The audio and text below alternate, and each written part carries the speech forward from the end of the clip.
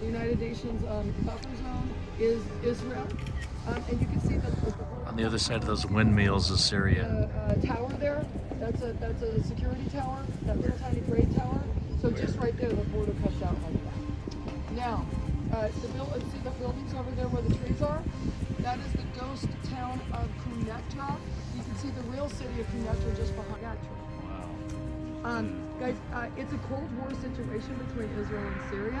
There's no border crossing, there's nothing, there's no telephone calls, there's no communication whatsoever. In fact, it's one of our quietest borders.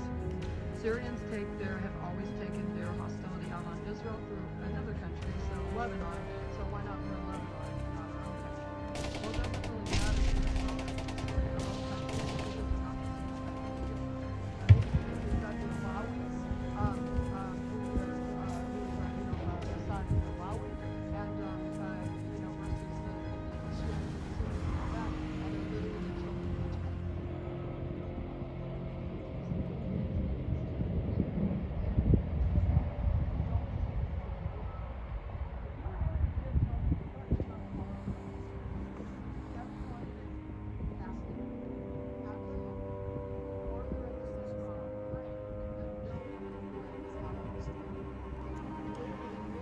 This is the Valley of Tears because of the massive tank battles that occurred here in the 1973 war with Syria.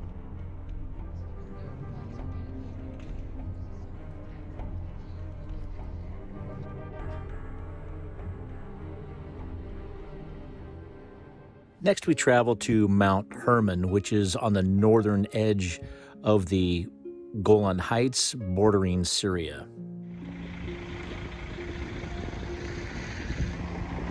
Check this out. All of the snow here in Israel.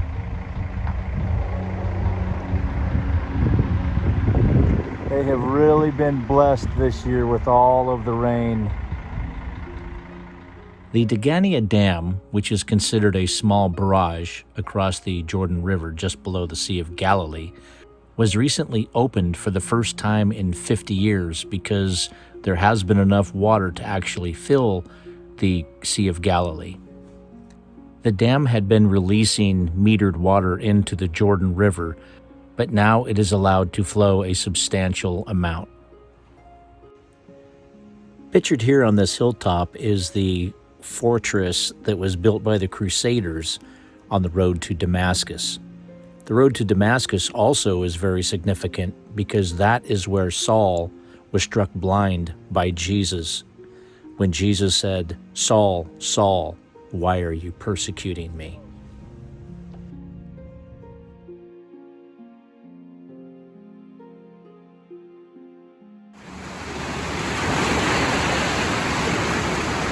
Well, that's a lot of water.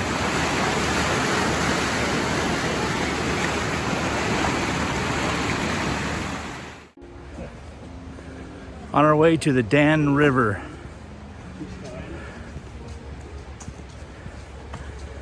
Very beautiful in here.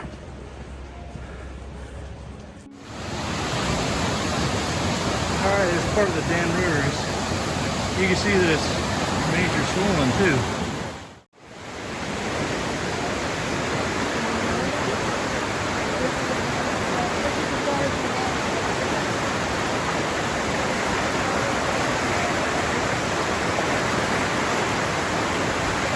This is one of the 3 water sources of the Jordan River.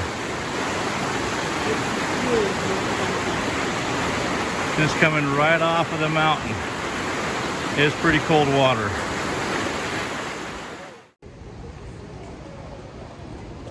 This is Caesarea Philippi. You're really gonna love this. Check this out.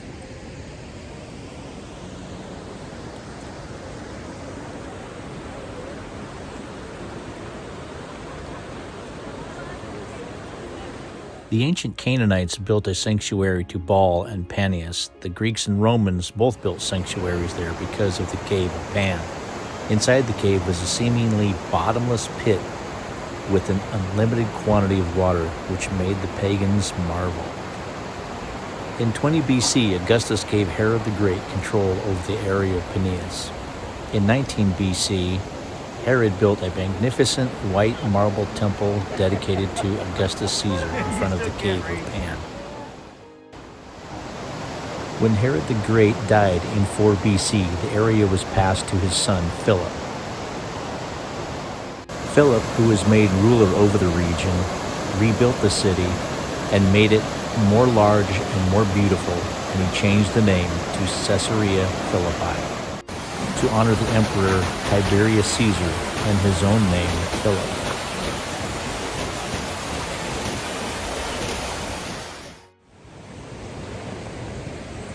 And we're going on a little hike up to the gates of hell. This is what it was called.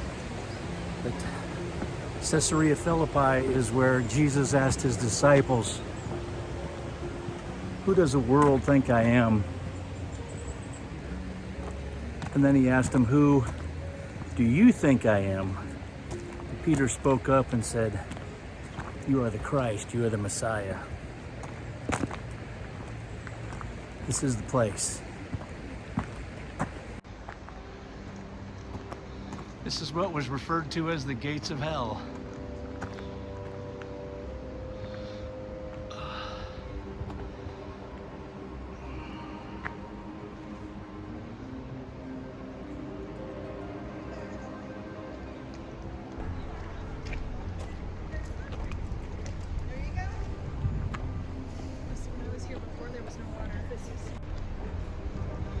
This place was originally a shrine for Pan,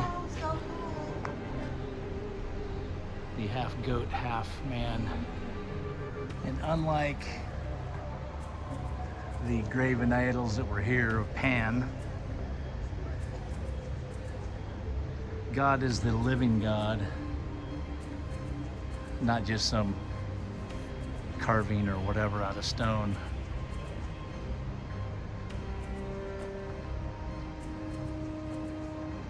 But this is Caesarea Philippi.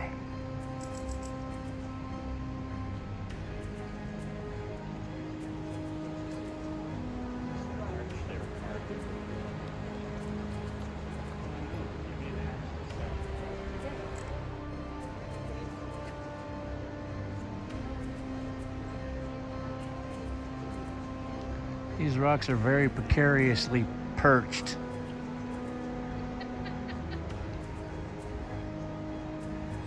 And yes, in these grottos, humans were actually sacrificed way back in the day to the mythical god Pan, where the words pandemonium, pandemic come from.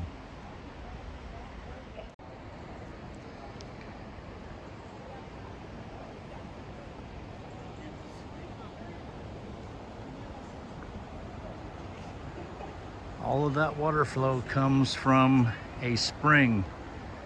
It is really, really gushing, that spring water. As the story goes, there were people that were sacrificed here to the god Pan, and they were cast into the water here. And if they sank, that meant that the sacrifice was accepted. If it came back up, it meant the sacrifice was not accepted. Fairly ridiculous. It is what it is.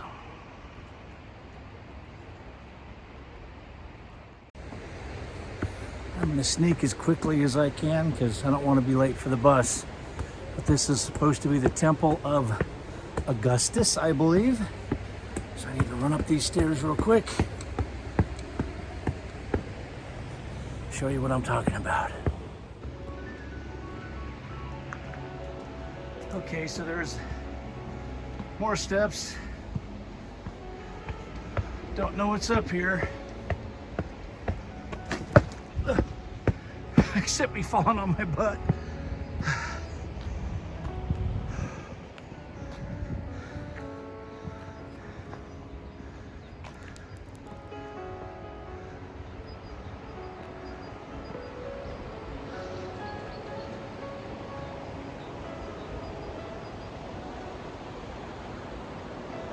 Well, it's got a great view.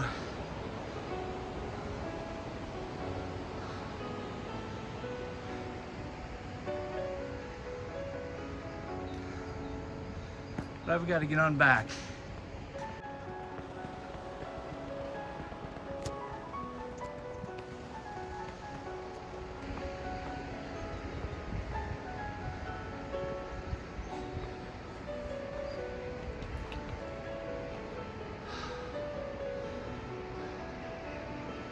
It's a little bit of different view.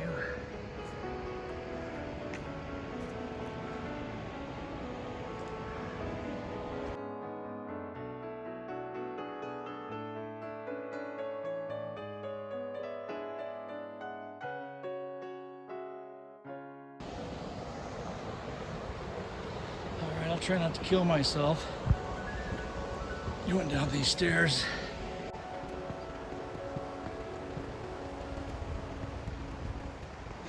All right, there we go.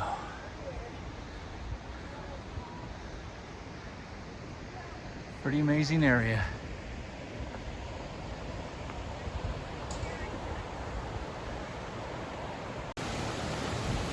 Once again, all this water comes from multiple springs that just pop up out of that mountainside or hillside, and they create this river that also feeds into the Jordan. So this is one of 3 rivers that feed into the Jordan River. Whew. Day 2 was quite an adventure up in the Golan Heights. 2 things that I definitely got a good sense of. One is the Syrians laid a heck of a lot of mines. There are minefields everywhere. It is crazy. Anyway, the second thing is you can't spit without hitting some kind of ancient buildings. Maybe not first century, but definitely centuries ago. It is just amazing everywhere you look. It's absolutely fabulous up there, the history that's there.